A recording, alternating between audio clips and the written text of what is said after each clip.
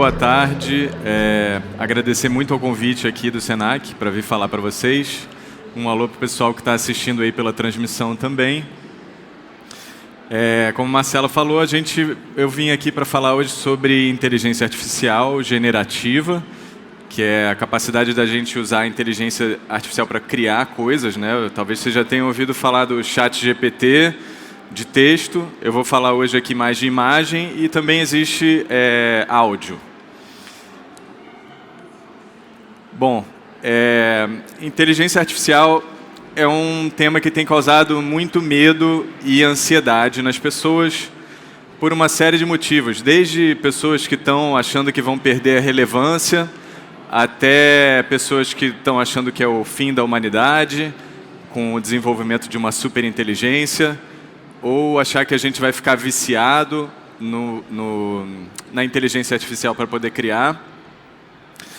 Mas as inovações tecnológicas e a evolução da humanidade é uma constante. E assim como a gente teve a Revolução Industrial, e ela, de uma hora para outra, transformou as distâncias, transformou toda a capacidade produtiva, e ela, como uma tecnologia, ela sem dúvida ela poderia e foi utilizada para coisas muito ruins, mas foi utilizada para coisas boas também. Então, na verdade, aqui a gente vai refletir como é que a gente pode encarar a tecnologia como algo que a gente pode usar para algo positivo no desenvolvimento da humanidade. Uma questão muito importante da inteligência artificial é a velocidade da evolução, que é uma coisa que mudou completamente. Quando a inteligência artificial passa ela própria a desenvolver processos para evoluir, as evoluções começam a vir num ritmo onde a gente nunca viu nada parecido. E eu acho que isso é uma das coisas que causa esse medo bastante na gente. É uma área que já está começando a ser regulamentada, diferente das redes sociais que demoraram anos e principalmente elas terem conseguido causar um estrago muito grande na sociedade para começarem a ser regulamentadas. A inteligência artificial já está começando a ser regulamentada, mas isso não significa que isso não seja também muito mais os países criadores dessa tecnologia, mais interessados em como é que eles se protegem e não necessariamente como é que isso vai ser relevante para a gente aqui no Brasil. Eu, pessoalmente, considero a inteligência artificial um pouco como o desenvolvimento da fala nos primatas, que vai poder fazer a gente chegar em lugares impensáveis, desde talvez resolver o problema climático até conseguir estabelecer a vida fora da Terra antes que o Sol desapareça daqui a alguns bilhões de anos. Mas antes, eu queria falar um pouquinho sobre fotografia e liberdade. Quando a fotografia surgiu, a pintura era responsável por representar exatamente a realidade. Só que a partir do momento que você tem uma técnica capaz de chegar ao mesmo resultado, você passa a rever todo aquele processo. Então, uma pessoa precisava dedicar uma vida inteira para se instrumentar e para aprender a técnica capaz de conseguir fazer uma pintura. Quando a fotografia surge, você consegue instantaneamente chegar a resultados parecidos, ou pelo menos com a mesma função. E isso passa a mudar completamente o propósito da arte, né? No caso, a fotografia sofreu preconceito quando ela surgiu, não era valorizada artisticamente, mas foi a fotografia que possibilitou que a arte fosse para outros lugares. E é uma coisa que eu acho que está acontecendo também com a inteligência artificial.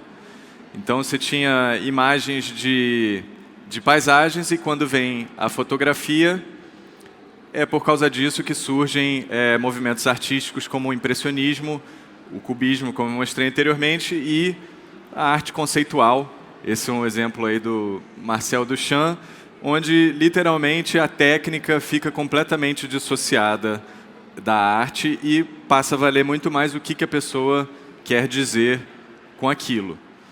E é obviamente que quando toda inovação acontece, ela gera uma reação negativa, né? Esse aqui foi um exemplo clássico da marcha contra a guitarra elétrica que teve aqui no Brasil. Aqui no pelotão de frente tem Edu Lobo, Jair Rodrigues, Gilberto Gil, Elis Regina.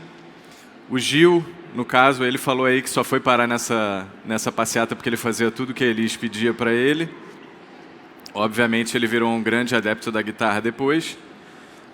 E um outro caso muito interessante foi o Einstein. Quando ele criou a teoria da relatividade, lançaram um livro, 100 cientistas da geração dele lançaram um livro com 100 razões pelas quais o Einstein estava errado.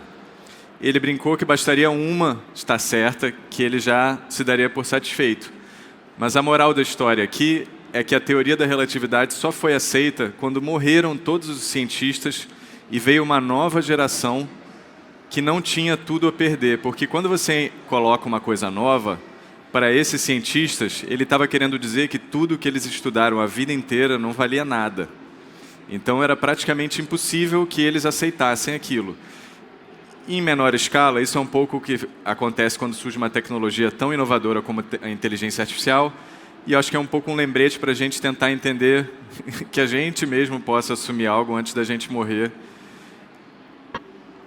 E falando um pouquinho aqui sobre esperança, né? Não sei se já deu para perceber, mas eu sou otimista com relação à tecnologia de inteligência artificial, porque eu vou contar aqui para vocês um pouquinho desse projeto que eu criei recentemente, e foi muito impressionante como eu senti que a minha imaginação aumentou. A minha capacidade de pensar, de gerar ideias, depois da utilização, sofreu uma mudança muito grande. Porque quando você se dedica uma vida inteira a aprender um ofício, você depende dele para você se expressar. Só que quando surge uma tecnologia que, literalmente, a possibilidade é ilimitada, você passa a conseguir se expressar de uma maneira mais ampla. Então, a gente está falando do aumento de potencial humano. E por mais que muitos de nós, talvez em algumas áreas consideradas criativas, achasse que a gente estava longe desses trabalhos repetitivos de uma fábrica, a inteligência artificial vai possibilitar que a gente sim passe uma parte deles e aí a gente possa focar justamente no que é o que nos restou, que é o ser humano. Queria falar um pouquinho sobre arte e poesia, e a definição que eu mais gosto de arte, que é a seguinte, que através de palavras se transmitem pensamentos e através da arte se transmitem sentimentos. Então, quando a gente está falando de um processo criativo em que a gente está dissociado desse fazer, ou seja, desse nosso transmitir, o que nos resta é desenvolver a nossa sensibilidade, ou seja, o que aquilo que a gente está criando causa na gente e o que a gente vai fazer com aquilo e como é que a gente pode fazer com que aquilo também desperte sentimentos nos outros. Então, voltando, eu acho que é uma oportunidade para a gente cada vez mais se conectar com a nossa sensibilidade. Falando um pouquinho de arte boa ou arte ruim.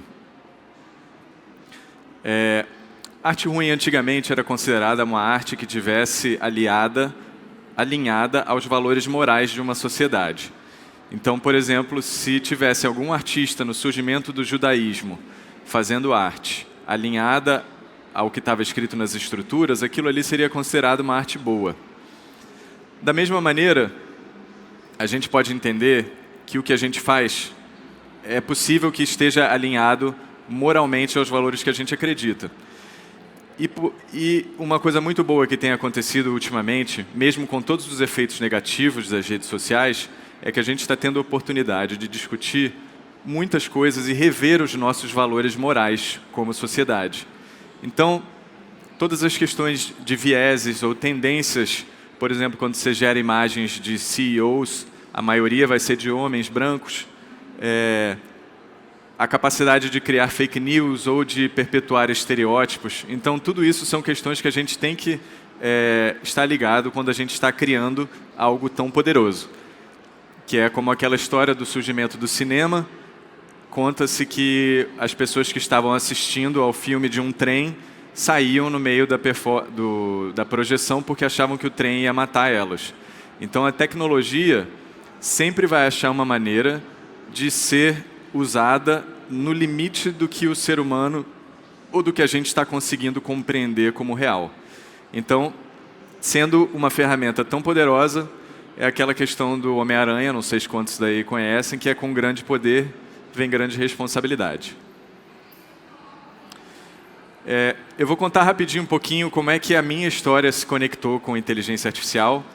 E quando a gente começa a falar de arte, de expressão artística e criativa, não tem como a gente dissociar a nossa individualidade. Então eu comecei no ano passado, no meu aniversário em outubro, eu resolvi fazer um flyer para minha festa, utilizando uma tecnologia que tinha acabado de surgir, que é o DALL-E, que é a ferramenta generativa de inteligência artificial dos mesmos criadores do ChatGPT. Ainda era uma coisa muito rudimentar, e esse foi o prompt que eu utilizei. O prompt é o pedido que você faz ao sistema para que ele te devolva essa imagem. Então eu escrevi, no caso eu escrevi em inglês, festa de aniversário em um apartamento em São Paulo, com pessoas felizes e o skyline ao fundo. Então vocês percebam que essa imagem é bem distorcida, a pessoa não tem braço, as caras são meio deformadas. Mas aconteceu um salto muito impressionante. Essa tecnologia é de junho, mais ou menos, e em novembro surgiu uma nova tecnologia num outro programa chamado Midjourney, que seria o equivalente ao ChatGPT de imagem, que ele, como eu falei dos vieses, ele tem a maneira com que ele cria imagens é que ele absorve todas as imagens que existem disponíveis no mundo digitalizadas, e as que eles digitalizaram, com descrições textuais. Então, quando eu descrevo um urso ou uma vaca, ele já viu milhões de imagens e ele meio que aprendeu como é que aquilo ali, como é que aquelas duas palavras estão relacionadas. Isso significa que, obviamente, ele tem uma facilidade muito maior de reproduzir cultura eurocêntrica, anglo-saxã e americana. Então, eu resolvi fazer um experimento utilizando personagens de cultura pop do Guerra nas Estrelas com o Carnaval no Rio de Janeiro, que, como vocês vão ver, é uma festa que eu tenho uma relação muito profunda. O meu trabalho fotográfico surgiu, o projeto do Cartier-Bresson surgiu durante o Carnaval do Rio. Então, eu aproveitei e fiz uma série dos personagens do Guerra nas Estrelas no Carnaval do Rio de Janeiro nos anos 60. Esse foi literalmente o texto que eu utilizei no programa. Eu escrevi Darth Vader no Carnaval de Rua do Rio de Janeiro nos anos 60.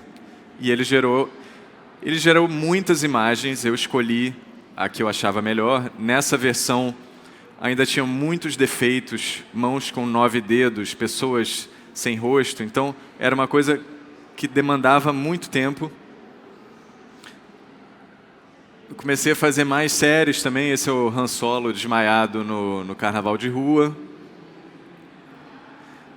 Esse aqui é o R2-D2 sendo usado como uma lata de lixo. E como eu falei, é um processo que tinha não só a questão de como é que você consegue produzir uma imagem que esteja esteticamente funcional, né, com uma pessoa com os braços e as mãos e os olhos, mas também tinha uma questão muito da minha relação com aquilo ali, que eu falei, de como é que eu consigo exercer a minha sensibilidade e a minha autoralidade. Ou seja, como é que, quando a gente passa o processo de criação para uma máquina, como é que cada um tem a capacidade de conseguir sentir que fez aquilo. Então, no meu caso, não só acho que a temática, já vindo de uma temática do carnaval que eu já me sentia íntimo, com talvez esse aspecto surreal desse encontro, e mais esse processo, que é muito parecido com o processo que eu já tinha no carnaval de rua, na fotografia de rua, que é uma ligação com o acaso. Quando a gente está falando de fotografar algo na rua, você não tem o menor controle. É diferente de estúdio, onde você tem as pessoas, a iluminação, você pode pedir para repetir. Então eu já tinha uma relação que era do acaso. Então eu me senti muito em casa nessa plataforma, onde você joga uma palavra e ele te devolve uma coisa que pode ser qualquer coisa. Então, para vocês entenderem um pouquinho, esse era o meu projeto que ainda existe, chamado Cartier-Bresson, com fotos do cotidiano no Rio de Janeiro. E eu já usava meio que umas descrições ou uma espécie de prompt, um pouco bem-humorados, digamos assim, misturando francês e português. Então eram cenas, digamos assim, inusitadas.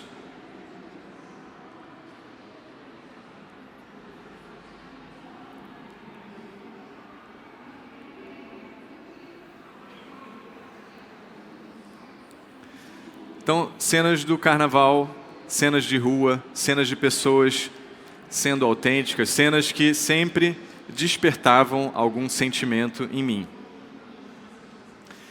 Uma outra característica muito forte desse trabalho e que eu levei para o trabalho de inteligência artificial, e não à toa, eu acho que é uma das características mais importantes da criação de imagens através de inteligência artificial, são as suas influências.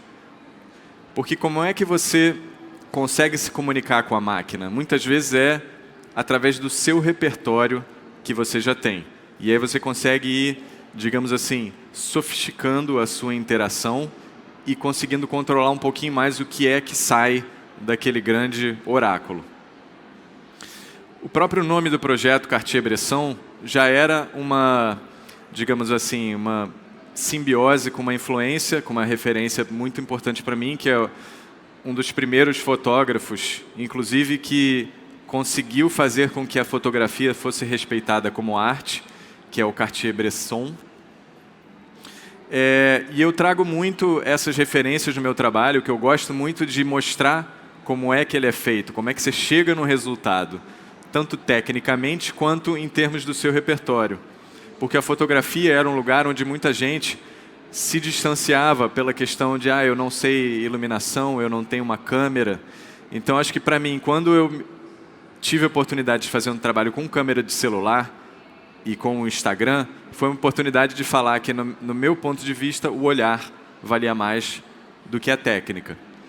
Então, tem algumas fotos aí mostrando um pouco das minhas referências.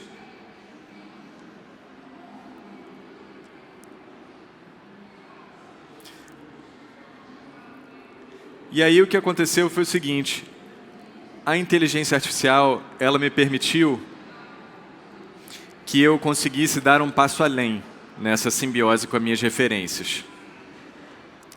Então, depois dessa série com o Guerra nas Estrelas, eu comecei a fazer séries de outros carnavais inspirados em artistas que eram importantes para mim ou temas que eu achava interessantes e que eu simplesmente queria enxergar o Carnaval do Rio. Essa é uma série com um ilustrador francês, Moebius, que é um artista que eu admiro muito. Esse aqui foi uma série de videogame no Carnaval.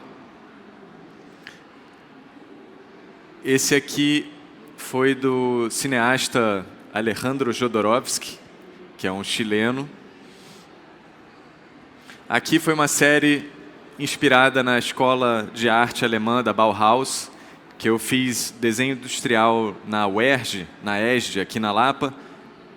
E a escola foi inspirada na Bauhaus, porque ela foi criada durante o Estado da Guanabara para criar o design brasileiro. Então é uma coisa que faz parte da minha formação, de uma maneira de se pensar uma identidade. Esse aqui foi uma série, digamos, uma novela de época, passada no Carnaval, na época do Entrudo.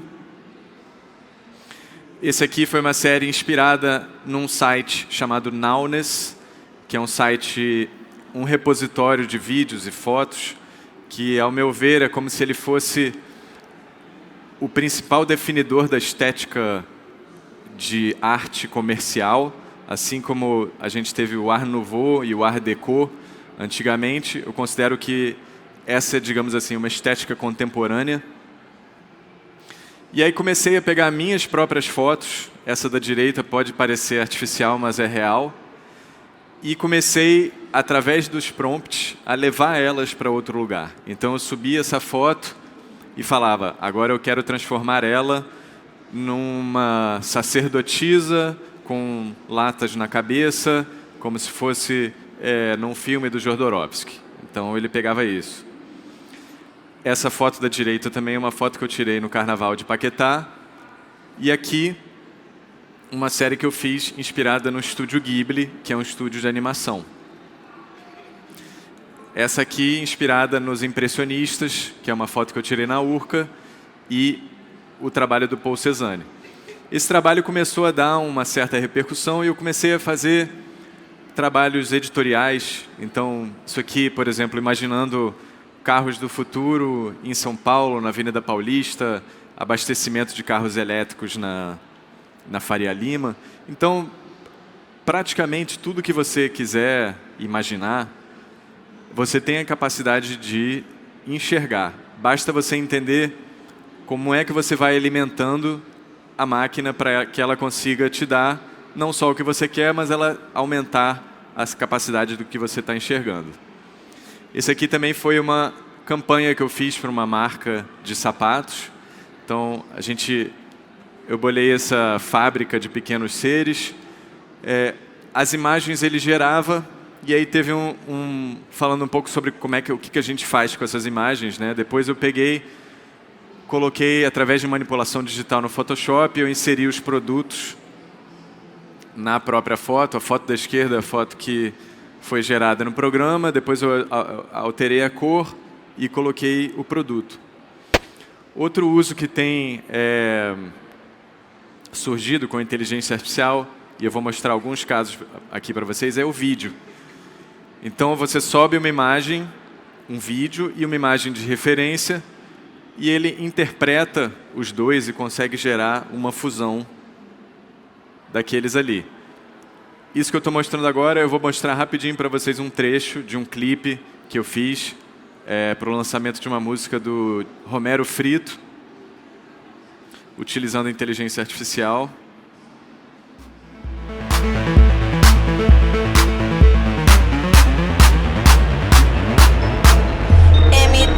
Te amo, balinha, te amo, cogumelo, te amo, maconha, te amo, loló, te amo, haxixe, te amo, cocaína, te amo, black lança, te amo.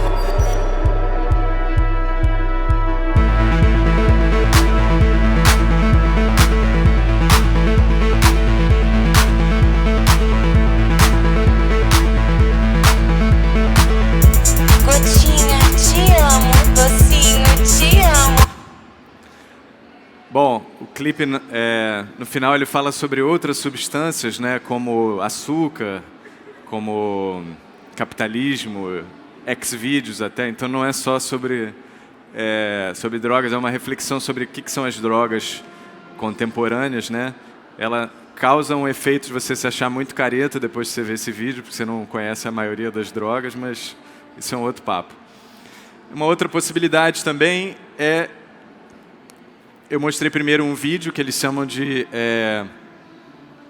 você joga a referência, e essa outra aqui, você joga uma imagem e ele gera um vídeo, por enquanto, da cabeça dele, né? Tem umas outras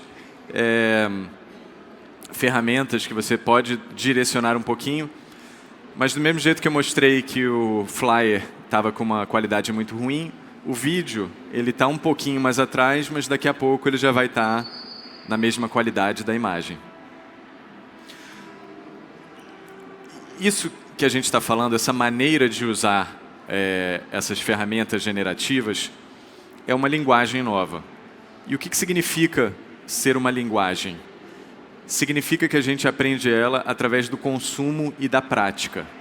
Então, quando você aprende uma língua, é quando você lê, você assiste filmes e você pratica. Então, o objetivo disso, eu estou tentando dar aqui um grande apanhado geral para desmistificar e para que vocês possam entender que não é tão complicado e que qualquer um, se interessar, pode criar essas imagens, porque eu acho que justamente a inteligência artificial ela surge para dar oportunidade para quem não necessariamente tinha uma fluência técnica e artística para conseguir se expressar. Eu acho que é um grande momento transformador, e por isso que eu tento fazer esse papo aqui, para que vocês vejam que qualquer um literalmente pode fazer. Porque se você sabe conversar, é só você aprender como você ajusta esse tipo de conversa para que ela te retorne alguma coisa. Então, o que eu recomendo muito também é que tenha estudo e leitura. Então, por exemplo, tem sites como esse aqui, o Lexica, e tem vários outros, onde uma comunidade compartilha imagens que foram criadas e os prompts. Ou seja, o Midjourney é uma ferramenta paga, mas tem muitas possibilidades grátis, em que você pode ver como é que uma imagem que você gostou foi feita, e você pega aquele prompt, você muda, você viu ali, você gostou de um cachorro, você transforma num gato, você transforma numa avó, num alienígena, numa avó alienígena, em qualquer coisa. Então é muito importante ter essa postura de prática para que a gente consiga ter essa fluência entre ter uma ideia e que ela consiga sair de uma maneira que ela seja interpretada pela inteligência artificial. Um dos últimos pontos aqui é sobre evolução e humildade, porque, como eu falei, a evolução, a velocidade de evolução dessas ferramentas é uma das grandes revoluções que aconteceu ultimamente. Então, por exemplo, esse foi o flyer que eu fiz com a tecnologia de julho do ano passado. Eu peguei o mesmo prompt, fiz aqui com a tecnologia de novembro, com a tecnologia de março, com a tecnologia de maio. E por mais que ela esteja cada vez mais se sofisticando, às vezes ela ainda tem defeitos. E você tem uma série de maneiras, de ferramentas que você consegue alterar pedaços da imagem ou ampliar a imagem. Mas o meu ponto aqui é para dizer que a evolução é tão rápida que é quase que inútil tentar resistir a essa mudança. Como, por exemplo, eu trouxe aqui um exemplo de um meme que estava circulando logo no surgimento dessa primeira versão. A inteligência artificial vai fazer os designers obsoletos, e aí, inteligência artificial aceitando o trabalho. E era assim que ela gerava mãos, que era muito bizarro. Logo depois, uns 2 meses depois, ela já estava começando a gerar imagens dessa maneira. E aí começou a circular uma imagem aqui, e com o risco de estar problematizando um meme, eu acho que aqui é uma oportunidade para a gente refletir o seguinte. Isso, para mim, é uma postura que significa aonde que eu posso me proteger para não ser substituído pela tecnologia.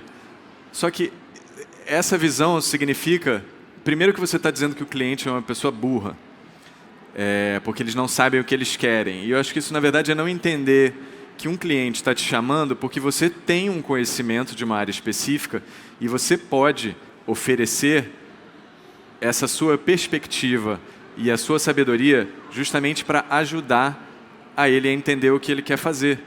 Então, acho que isso é justamente a grande oportunidade, é a gente se tornar mais humanos no sentido de que o que é mais importante é a gente entender o que a outra pessoa quer, baseada na nossa experiência e na nossa sensibilidade, do que, entendi o briefing, seu cliente burro, eu volto daqui a uma semana e te entrego o que você quiser.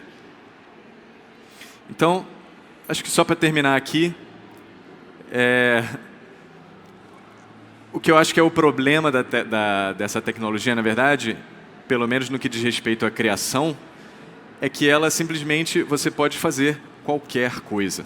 Se antigamente a nossa expressão era limitada pela nossa capacidade e pelo nosso talento, eu só posso desenhar o que eu sei.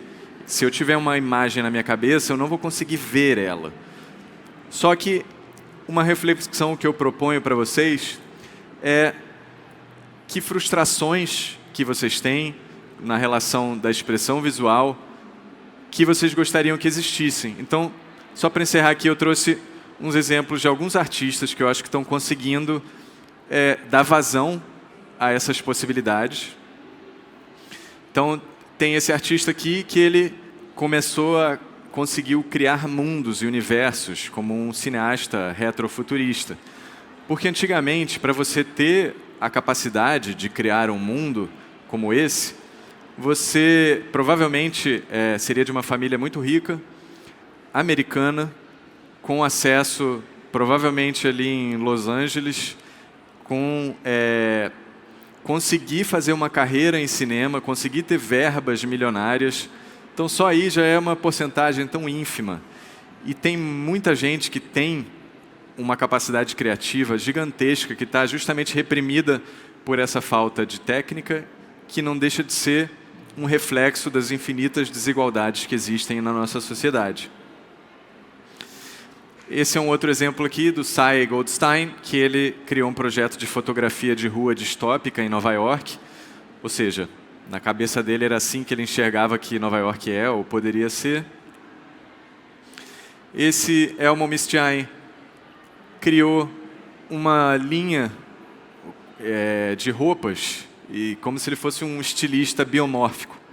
Então, eu acredito que provavelmente, talvez ele nem saiba costurar, ou talvez desenhar, mas dentro da cabeça dele existia esse universo que ele está conseguindo dar vazão e, eventualmente, talvez até conseguir ser um desses estilistas.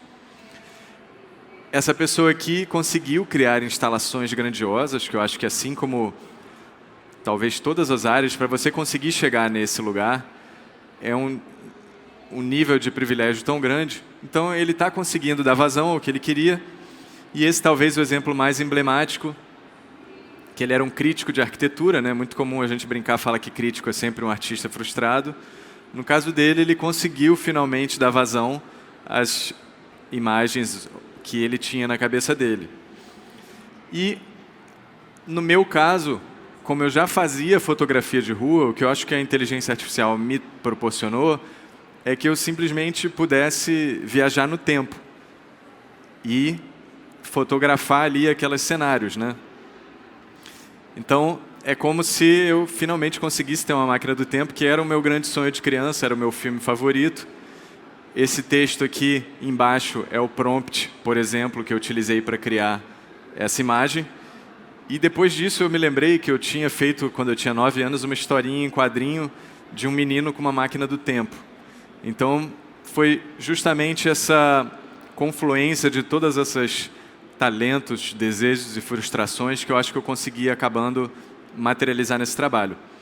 E para finalizar, só para vocês entenderem, eu queria só deixar aqui para vocês entenderem como que é possível e como é que funciona isso. Eu queria falar, esse vídeo, aliás, ele é feito por prompt, né? Vocês podem ver que ele tem 6 dedos. Mas isso daqui a pouquinho também já vai ser resolvido. Só para vocês entenderem o que é um prompt.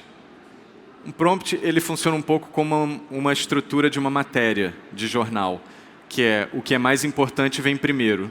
Porque se a pessoa sair no meio da matéria, ela já entendeu tudo.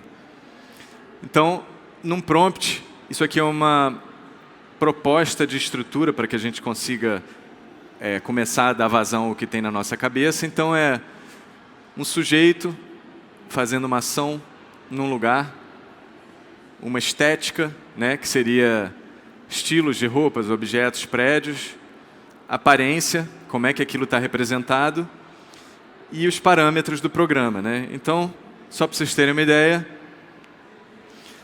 R2D2 é o sujeito, sendo usado como uma lata de lixo, no Carnaval de Rua do Rio de Janeiro, nos anos 60, e fotografia vintage, que é uma fotografia de antigamente.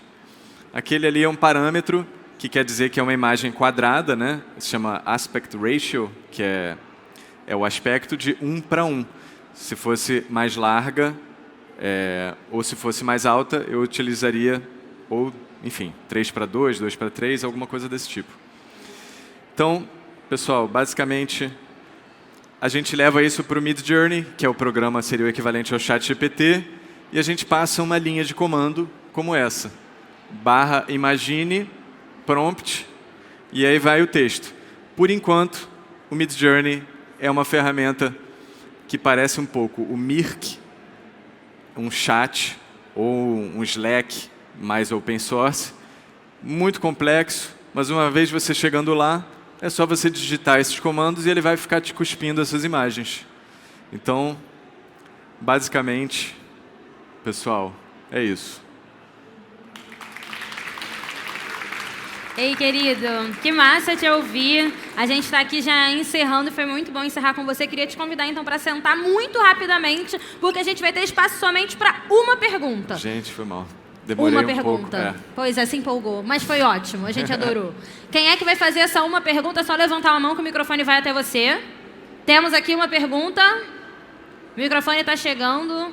Vou te pedir só para a pergunta ser rapidinha, também para a sua resposta ser rapidinha. Bom, eu entendi aí que até para quem está no ramo, né, é uma mudança muito disruptiva, né? Você colocou bem aí a questão aí da teoria da relatividade, né? Ciência paradigmática gera novos conceitos, mas na ciência dura isso sempre aconteceu, né? Sempre houve muita resistência. Quando você pensa na arte, eu queria saber, assim, do seu ponto de vista como artista, como que você se sentiu no momento de que a técnica, a estética, né, e a arte, a imaginação versus a técnica de produzir isso, começou a se distanciar, porque sempre foi essas duas habilidades, né, essa criatividade e imaginação e a habilidade de reproduzir isso, sempre compôs um artista. E por tudo que você apresentou agora, né, essas coisas estão começando a se separar ao ponto de uma pessoa que tem uma imaginação muito forte consiga, muito potente, né, consiga reproduzir isso, e ele também se tornou um artista. E é como se pensasse num processo histórico, né? Eu desenhava no papel, aí agora eu comecei a desenhar no software, e meu desenho não precisa ser tão preciso mais quanto eu fazia no papel, na sua revistinha em quadrinho, porque o software vai corrigir, mas isso numa escala muito maior e mais rápida, né? Eu queria ouvir um pouquinho de você, assim, como artista, como que você se sentiu quando viu que esse movimento estava muito rápido e como que outros artistas que você, porventura, conheça, que tenham se manifestado a respeito disso, se você já ouviu críticas a respeito ou se acha que o movimento artístico entende muito bem esse movimento e está gostando e entende que é uma realidade que deve ser vivida intensamente por uma nova revolução paradigmática aí da arte e da cultura. Massa. Tem 1 hora para responder isso? Não, mas vou te ajudar pedindo pra gente colocar a facilitação gráfica aqui na tela, porque aí a galera já vai vendo a facilitação gráfica e você também pode tirar uma colinha para impulsionar a sua resposta. Pode ser? A pergunta foi difícil, a resposta também é, né? Tá. Na verdade é o seguinte, estão por partes. Eu acho que para mim foi só um maravilhamento. Eu acho que é o que eu falei, por isso que isso se chama imaginação artificial e por isso que eu tenho me esforçado muito em montar curso e provocar essa transformação nas outras pessoas, muito mais do que eu entregar alguma obra baseado nesse maravilhamento meu interno. Então, eu acho que ele passa da técnica e vai muito mais para essa questão de abrir a cabeça, abrir as possibilidades. A gente fala hoje em dia muito sobre representatividade, né? Sobre como é que artistas ou pessoas periféricas conseguem trazer os seus mundos para que eles também façam parte de um imaginário coletivo, porque esse imaginário ele era muito limitado ao que eu falei, tanto aos privilégios de ter a capacidade, ter a oportunidade de desenvolver uma técnica, já existe uma desigualdade intrínseca nesse processo todo. Então, acho que para mim é sobre um maravilhamento, sobre uma ampliação da consciência e sobre o compartilhamento desse efeito que eu acho que pode ter um impacto incrivelmente positivo na sociedade, principalmente porque eu acho que uma das grandes manifestações da desigualdade se dá através da autoestima. Então, quem não tem privilégio tem uma autoestima que não é tão estimulada e não é tão permitida. Então, eu acredito muito na arte como uma ferramenta de transformação interna.